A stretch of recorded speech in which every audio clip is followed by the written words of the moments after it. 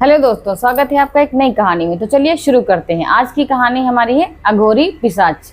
तो कहानी हमारी शुरू होती है एक शमशान घाट से। एक परिवार में एक पिता की मृत्यु हो जाती है। उसके दो बच्चे होते हैं, यश और अनुभव। यश और अनुभव दोनों छोटे ही होते हैं। यश तो बहुत छोटा होता है, अनुभव थोड़ा सा बड़ा होता है, यही कोई 14-15 साल का। लेकिन वो काफ़ी ऐसे रहता है घर में, बहुत चालानपन उसका अच्छे से होता है। उसकी माँ होती है तनु। माँ जो है इतनी दृढ़ होती है कि अपने बच्चों को बहुत अच्छे से संभालती है। उसके पिता क्योंकि बीमार रहते हैं और वो अपने पिता का बहुत ही लाडला बच्चा होता है। और उसको सब्र नहीं होता है कि उसके पिताजी की डेथ हो गई है। और वो जो भी चीज़ें मांगता था अपने पापा से, उसके पापा ला करके देते थे और उसकी माँ उसकी बहुत अच्छे से केयर करती थी। तो वो लाडला वाला बच्चा था अपने घर में। जब वो लेकर के जाता है अपने पिता को शमशान, क्योंकि वो अग्नि क्रिया जो होती है वो पुत्र के द्वारा ही होती है। अब पंडित जी साथ में जाते हैं, वो उनके पारिवारिक पंडित होते हैं, तो शमशान घाट तक साथ में जाते हैं। चिता में अग्नि देते समय जो अनुभव होता है वो इतना तेजी से उसको रुलाई फूट पड़ती है, वो सुबह सुबह के वहीं पे रोने लगता है। उसको प्यार से सभी लोग जो है अन्नू अन्नू करके बुलाते हैं। तो पंडित जी कहता है, बेटा अन्नू क्या हुआ, तुम इतना क्यों परेशान हो? घर में है तो मम्मी है, छोटा भाई है, अभी तुम ही को सबका सहारा बनना है, तुम इतना परेशान मत हो। चलो ये जो सारे क्रियाक्रम है इनको पूरा करवाओ जल्दी जल्दी से। तो उसको पकड़ करके उसमें अग्नि दिलवा देते हैं। तो जब मुखाग्नि मिल जाती है, चिता धू धू करके जलने लगती है, रो रहा वहीं पे बैठ करके वो बहुत तेज सुबह सुबह के रो रहा होता है। सारे रिश्तेदार उसको समझाते हैं, बहुत समझाते हैं, लेकिन वो नहीं मानता है। और वो बस वो अपने पिताजी के बारे में ही सोचता रहता कि पापा तुम लौट आओ, पापा तुम लौट आओ। अब आप आपसे जो भी आप कहोगे हम करेंगे, हम कोई भी ऐसा काम नहीं करेंगे जिससे आपको परेशानी, बस आप लौट आओ। इस तरह से बोलते बोलते वो बहुत तेज सुबकने लगता है।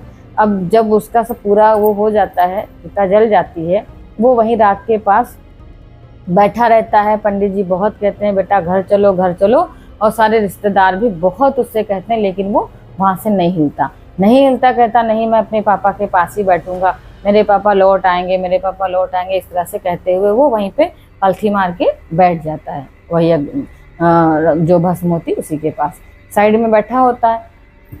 सारे लोग धीरे धीरे करके निकल जाते हैं। जो पंडित जी कहते हैं, उनके चाचा लोग हैं वो भी हैं, कहते हैं कोई बात नहीं, इसको अभी नहीं जाने का मन है, कोई बात नहीं। इस तरह से धीरे धीरे करके सारे रिश्तेदार चले जाते हैं। पंडित जी भी बहुत खुशामद करते हैं, लेकिन वो नहीं जब उठता है तो कहते अच्छा थोड़ी देर के लिए इसको बैठ लेने दो, अपने आप ही ये वापस आ जाएगा। और कुछ लोग जाके कुछ दूरी पे बैठ जाते हैं जहाँ से वो लोग उसको देख रहे होते हैं, लेकिन बाहर थोड़ी दूरी पे बैठे हैं 4-5 लोग कि अभी जब उठ के आएगा तब इसको साथ में ले चलेंगे। वहीं पे थोड़ी दूरी पे पेड़ होता है, उसके पीछे एक रहता है अघोरी। अघोरी बहुत देर से उस ताक में था कि कब ये सब जाएं और वो अपना हाथ साफ करे। वो किसी चीज़ को पाना चाहता है वहाँ पे। वो वैसे ही निकल के आता है और उससे अन्नू से बोलता है कि तुम्हारे पापा जरूर वापस आएंगे, क्या तुम अपने पिता को वापस पाना चाहते हो? ऐसे ही वो पलट के देखता है पीछे। जैसे वो पलट के देखता है कि तो कहते अरे बाबा आप कौन हो? तो कहता है कि ये मत पूछो मैं कौन हूँ। उसको देख करके एकदम भव्य रूप, उसने काले से कपड़े पहन रखे, ये बड़ी सी माला, और उसको देख करके ये लंबा सा काला टीका, कहे कि मैं इसी शमशान का अघोरी हूँ और मैं जो है चाहूँ तो तुम्हारे पिता को वापस ला सकता हूँ। ऐसे करके बात करता। फिर वो मुड़ करके पेड़ के पास से देखता तो कहता लेकिन तुम्हें मेरा एक काम करना होगा, तभी मैं ऐसा कर पाऊंगा। तो कहना क्या? कि मैं तुमसे कुछ मांगूंगा, दोगे? अब अन्नू ने जो है इधर उधर देखा कि यहाँ तो कोई नहीं है, मगर वो अपने पिता को वापस पाना बस चाहता था। कभी ऐसा संभव हुआ कि कोई मर के वापस आया, लेकिन उसका बाल मन वो इतना जानता भी नहीं था ज़्यादा। तो उसने कहा कि ठीक है बाबा बताओ क्या चाहिए। तो उसने कहा कि ये जो तुम्हारे पिता की खोपड़ी है इसको मुझे दे दो। अभी कपाल क्रिया हुई भी नहीं थी और उसने जो है खोपड़ी मांगी। उसने कहा ठीक है ले जाओ। अब उस अघोरी ने जैसे उसने कहा ठीक है, फटाक से उसने खोपड़ी उसमें से निकाल लिया। जो अग्नि जल चुकी थी चिता की, उसमें से खोपड़ी निकाल ली उसके पिता की। निकाल के कहा कि पहले तुम इसको छुओ, उसके बाद में हम लेंगे। तो उसने जो है उठाया अपने हाथ से, अघोरी के हाथ में रख दिया। तब उसने कहा कि आप अपने सिर के बाल तोड़ो। उसने जो है 4-5 बाल तोड़वा लिए उसके सिर से। उसने जो है बाल सुलभ मन से उसने बाल अपने तोड़े और उस अघोरी के दूसरे हाथ पे रख दिए। अब उसने कहा कि अगली अमावस्या को मैं तुम्हें बुलाऊंगा और तुम्हें जो मैं क्रिया करूंगा उसमें शामिल होना है, तभी तुम जो है अपने पिता से मिल पाओगे। उसने कहा ठीक है, और वो वहां से वो उसके जैसे ही अघोरी वहां से गया, वैसे ही वो वहां से खटाक से निकल आया बाहर। आया और बाहर जो है शमशान घाट के थोड़ा सा दूरी पे जो लोग बैठे थे उसके घर के लोग, तो उनके साथ हो लिया और घर तक चला गया। वो लोग आगे आगे जाते हैं और ये पीछे से जाता है। जाते ही कमरे को बंद कर लेता है, अपने बंद करके अंदर चला जाता है अपने कमरे में। और पीछे से जो है उसकी माँ पुकारती रहती, बहुत पुकारती है तनु, लेकिन वो नहीं सुनता। कहती है बेटा अब तो जो होना था हो गया, चलो खाना पीना, लेकिन वो कुछ नहीं सुनता और सो जाता चुपचाप। 1-2 दिन के बाद में जब 13वीं वगैरह जो होती है उसका जो वो रखा जाता है मृत्यु भोज, उसके प्रति सब लोग जो है खाना खाने जो बैठते हैं, तो मृत्यु भोज का बहुत सारे मतलब लोग आते हैं खाना खाने के लिए। घर में अंदर जो है जो 21 ब्राह्मणों का खाना बनता है खिलाने के लिए 13वीं का, और ब्रह्म भोज समझ लीजिए। तो खाना बन गया, रसोई में रखा हुआ है, और जब इसकी माँ इसको बुलाती है कि अन्नू आओ खाना खा लो, तो अभी ये लोग भी खाना खाएं, तो घर के लोग पहले खाएंगे, फिर ब्राह्मणों को भी निकाला जाएगा तुरंत। तो उसने सोचा है 2-3 दिन से इसने खाना नहीं खाया, चलो खिला देते हैं। जैसे वो खाने की मेज पे बैठता है खाना खाने के लिए, ये पूड़ियों का ढेर है और ये सब्जी है, ये रोटी है, और जो कुछ पकवान बने थे, लड्डू जो भी था सब रखा हुआ। वो बस उठाता है 1 पूड़ी 2 पूड़ी, अरे बाप इतनी सारी पूड़ियाँ जितनी भी सामने रखी सब खाता चला जा रहा, खाता चला जा रहा। उसकी आंखें ये लाल बरस रही एकदम, देख करके उसको सब घबरा जाते, ये क्या है, तो राक्षस हुआ जा रहा पूरा, इतना सारा खाना, 21 ब्राह्मणों का खाना वो अकेले डकार गया। इधर बाहर लोग सब चिंता कर रहे हैं कि ब्राह्मणों को खाना क्यों नहीं दिया जा रहा है, वो जी में तब बाहर जाए खाना, आगे निकले। यहाँ सब परेशान कि 21 ब्राह्मण का खाना अनु ने अकेले समाप्त कर दिया। अभी जो है इसको किसी तरह से पकड़ के कमरे में बिठाया जाता है कि जाओ भैया बहुत खा चुके तुम, अभी शाम को खाना। इसको पकड़ के कमरे में ले जाते हैं, कमरे में ले जाते हैं, और बाहर आकर के तुरंत आनन फानन में हलवाई दूसरा खाना बनाना शुरू करता है ताकि ब्राह्मणों को खिलाया जा सके। इधर खाना बनना शुरू हो जाता है और सब खाने पीने लगते हैं। उस दिन का काम खत्म। जब होती है शाम हो जाती, सब अपने अपने घर चले जाते हैं, तो इसको आवाज़ लगाते हैं कि अन्नू आ जाओ, थोड़ा सा और भूख लगी हो तो खा लो, क्योंकि किसी को कुछ नहीं पता कि क्या होने वाला है। और अन्नू के साथ वहाँ से जो वो घोरी था उसने पूजा पाठ करा, कुछ जो भी तंत्र विद्या करी, और उसने पीछे एक शैतान को लगा दिया इसके। उसी शैतान की ये हरकत थी कि ये ऐसा कर रहा था। अभी जब दरवाजा शाम को खोल करके तनु जाती अंदर, बेटा आओ अनु आओ खाना खा लो, लेकिन देखती वहाँ कोई है ही नहीं। इत्तेफाक से उसी टाइम पे पंडित जी, उनको भी कुछ ऐसा लगता कि देखिए अनु कैसा है, क्या हालत उसकी है। वो भी क्योंकि सभी तो ब्राह्मण तो सभी आए थे, वो भी आखिर ब्राह्मण ही थी, तो उनके घर ही के समझ होते। तो जब आए करने क्या हुआ बेटा, अनु निकल क्यों नहीं रहा, तो कहने की पंडित जी चलिए देखिए चल करके। और पंडित जी को पता नहीं कैसे शक हो जाता, वो गंगा जल ले करके हाथ में जाते हैं अंदर, जो है बुदबुदाते हुए मंदिर अंदर घुसते हैं, देखते क्या है, वो नीचे तो कहीं दिखाई नहीं पड़ता, वो छत से चिपका हुआ, उसकी गर्दन यूं लटकी एकदम लाल, एकदम पूरा जैसे लगता चेहरा एकदम लाल खून जैसा, और आंखें एकदम सफेद। और उसका भाई जो है छोटा वाला, जैसे ही यश अंदर जाता है, जैसे ही पहुंचा अंदर, वैसे ही उस पर झपट पड़ता है और उससे कहता है मैं तुझे मार डालूंगा, और एकदम से उसको दबोच लेता है। तब तक पंडित जी जो है उस पर ऐसे अपना अभिमंत्रित जो जल होता है गंगा जल छिड़क देते हैं और मंत्र बुदबुदाने लगते हैं, मंत्र फूकते हैं। तब वो उसको छोड़ देता है और जाकर के किनारे बैठ जाता है, यूं ऐसे सिर झुका करके बैठ जाता है और कस के चिंगाड़ता है कि अब मैं किसी को नहीं छोड़ूंगा, मैं वापस आऊंगा।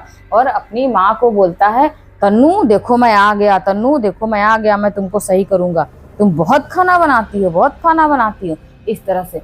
अब वो सोचते हैं अरे तो सचमुच में इन्हीं की आत्मा है। तन्नू कहती सचमुच में, तो ऐसे ही कहते तुम बहुत खाना बना, तुमको जरा से भी फुर्सत नहीं है कि अपने बच्चों से ये करवा लो वो करवा लो। इस तरह से वो बिल्कुल समझ जाती। अब सब वो सोचने लगते, पंडित जी भी कहते हैं अरे, तो वो कहता है ये वहां बैठ करके कह तो रहा था कि मैं जो है वापस बुलाऊंगा, अपने पापा को बुलाऊंगा, क्या तुमने किया, उसे पूछने लगते हैं जब वो शांत पड़ जाता है। लेकिन वो कुछ नहीं बताता है। जब कुछ नहीं बताता तो अब उसकी माँ बहुत घबरा जाती, कहती पंडित जी अब तुम ही बचा सकते हो, चाहे जैसे जो भी करो पंडित जी, आप इसको जो है इसको वापस, मेरे बच्चे को वापस ठीक करो। तो पंडित जी कहते हैं ठीक है। वो कुछ सामान वामान मंगवाते हैं और घर ही में पूजा पाठ शुरू करते हैं, क्योंकि मेहमान सारे जा चुके होते हैं। वो एक बढ़िया गोल दाना बनाते हैं, उसको अभिमंत्रित करके कि तुम दोनों जने यहीं में बैठ जाओ, कुछ भी अगर होता है कुछ भी तो तुम्हें हटना नहीं है वहाँ से, लेकिन तुम्हें ठीक करके मैं रहूँगा। ऐसे करके जो है ये वहाँ पे पूजा शुरू कर देते हैं। जब ये पूजा शुरू करते हैं तो इत्तेफाक से उस दिन अमावस्या ही होती है। पंडित जी इधर पूजा शुरू किए, उनको बैठाया हुआ है अपने मंत्र के घेरे में, एक लकीर खींच दी गोलाई से, उस पर गंगा जल छिड़क दिया और कहा कि इसको तुम्हें हटना नहीं है यहाँ से, चाहे जो भी कुछ हो जाए। इस तरह से पूजा जब कर रहे होते, पूछते हैं बार बार, अचानक से ही अन्नू को याद आता है, जब कहते हैं कि तुमने अगर आज सही नहीं किया, कुछ भी बात मतलब नहीं बताई, तो तुमको ये फिर कभी कोई ठीक नहीं कर पाएगा, क्योंकि आज अमावस्या, आज अगर सही हो गए तो सही हो गए। जैसे ही पंडित जी से मुख से निकलती है कि आज अमावस्या है, वैसे ही अन्नू एकदम से भाग पड़ता है। तुरंत जो उसके हाथ में जल होता है वो डाल देता है, वहाँ पे जो है हट जाता है, वो वहाँ से गंगा जल का जो मंत्र होता है वहाँ से हट जाता है घेरा, और ये भागता ससनाथ की तरफ भागता है। इसके पीछे पीछे उसकी माँ और पंडित जी और घर के 2-1 लोग वो भी जाते हैं। वहाँ देखते क्या है जाकर के, जहाँ पे उनकी चिता जलाई होती है, कि वो जो अघोरी है वो उन्हीं की जो खोपड़ी लिए हुए थे, बैठा हुआ एक जगह पे, और बढ़िया सा बनाए वेदी तंत्र विद्या कर रहा है। और वहाँ से निकल करके कुछ लोग, और उसने कई एक आत्माओं को अपने बस में किया हुआ, बहुत सारी आत्माएं जो कि जो भी वो कहता है वो करती हैं। उसी में से एक आत्मा इसको फिर से उस पर हावी हो जाती है, निकल करके जैसे ही आता है उस घेरे के पास, वैसे आके हावी हो जाती है। लेकिन पंडित जी चूंकि साथ आ रहे होते हैं, तो उन्होंने भी अपना एक घेरा बनाया और हनुमान चालीसा का पाठ जो है, हनुमान चालीसा हनुमान बाण एक पाठ होता है, उसको करना शुरू किया। कि इधर वो अपनी तंत्र विद्या कर रहे हैं अघोरी बाबा, और इधर इन्होंने अपना सब करके रखा हुआ। अघोरी बाबा जो बहुत मतलब बहुत तेजी से आंख के तरेर के देखता है कि तुम इसको देखे कैसे मेरे चंगुल से हटा सकते हो, मैंने इससे जो है इसके पिता की खोपड़ी ले ली है, अब तुम कुछ नहीं कर सकते हो, मैंने इसके सिर के बाल लिए हुए हैं, अब मैं इसको आत्मा को जागृत करके और इसी पे भेजूंगा और इसके घर को पूरा बर्बाद करूंगा। मैं तो ये बहुत दिनों से चाह रहा था कि एक ऐसी आत्मा जिसका पिता पुत्र दोनों जिसमें हूँ, तो हम बहुत शक्तिशाली बन जाएंगे।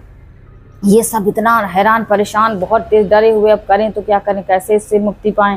फिर ये पूजा पाठ जो शुरू होती है, बहुत तेजी से मतलब मंत्र पढ़े जाते हैं, करते हैं, वो करते हैं।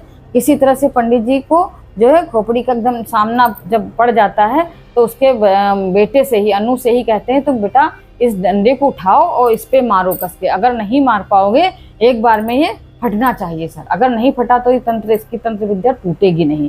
तो अब वो क्योंकि वो जल छिड़क चुके होते हैं, तो उसके कहने में अन्नू आ जाता है और वही ले करके डंडा मोटा और बांस का और उसी सर पे मार देता है। जब मार देता तो उसके सिर के जब 2 टुकड़े हो जाते हैं और उसकी तंत्र विद्या जो है वहीं पे फेल हो जाती है, और जो उसके अंदर जो साया रहता है आसपास वो भी हट जाता है। अब उसकी जैसे ही वो जो कपाल क्रिया पूरी हो जाती है, खोपड़ी से मतलब चिता के साथ जब जलती है और वो क्रिया पूरी हो गई, तो उसका जो तंत्र होता है वो भी सब हट जाता, सब वहाँ पे विस्फोट हो जाता, आसपास का सब बिखर जाता है। और वो अघोरी इतनी तेजी से उठ के वहाँ से भागता, क्योंकि वो जानता है ये लोग पकड़ लेंगे तो हमारा भूसा ही बना देंगे। इतनी तेजी से वो नंगे पैर भागता चला जाता, सब कुछ वहीं छोड़ करके। फिर ये लोग वो सब चीज़ें हटाते हैं, सारे लोग मिल करके, पंडित जी फिर से मंत्र पढ़ते हैं, हनुमान जी का फिर से हनुमान बाण पाठ किया जाता है। उस जो है खोपड़ी को लेकर के उसकी पूरी तरीके से कपाल क्रिया करके उसको भस्म दे करके पूरी और चीज़ें जितनी हड्डियाँ वगड्डियाँ उनकी अस्थियाँ उठा करके सब कलश में भरते हैं। उसके बाद ही वो लोग वहाँ से निकलते हैं। तो पंडित जी बताते हैं कि इसीलिए कपाल क्रिया करी जाती है जब शमशान में चिता जलती है, कि कर कर के तभी निकलते हैं ताकि उसका कोई दुरुपयोग ना कर सके। तांत्रिक लोग ये देखते रहते हैं, राह देखते हैं, कोई भी ऐसी चिता जलती हुई मिल जाए तो उसकी हम खोपड़ी निकाल लें और उससे हम अपनी तंत्र क्रिया को और मजबूत बनाएं। तो ये चीज़ जो जान करके सब परिवार ले जब जानते हैं कि तुम लोगों को छोड़, पंडित जी बोलने लगे हम तो चले गए थे लेकिन तुम लोगों को छोड़ना नहीं चाहिए था, अन्नू को यहाँ पर छोड़ा और उस अघोरी ने देखो इसको कैसे बहकावे में ले लिया, ये तो बच्चा था पर तुम लोगों को तो समझना चाहिए था ना। उसके चाचा लोगों ने ऐसे सिर झुका लिया कि इस वाकई में हम लोग इसके मोह में बंध गए, क्योंकि ये रो रहा था बहुत। तभी हम छोड़ करके उधर बैठ गए कि चलो भाई कोई नहीं, जब ये ठीक हो जाएगा, थोड़ा सा राहत इसको मिलेगी, रिलैक्स होगा तो चला आएगा अपने आप उठ करके वहाँ से। यही हम लोगों ने गलती कर दी। हाँ देखो तुम लोगों ने गलती करी और इसका भुगतान इसको कितना करना पड़ा, बेचारा कितना पस्त हो गया। उसको जगह जगह से इतनी चोटें लगी हुई थी, कहीं इधर गिरा था कहीं उधर कुछ करके, फिर उसको उठा करके उसकी माँ को और उसको सबको ले जाते हैं घर, उनका इलाज होता है और अच्छे से फिर वो जब ठीक हो जाता है तो अच्छे से घर में रहने लगते हैं। तो ये थी आज की कहानी। मिलते हैं कल एक नई कहानी के साथ।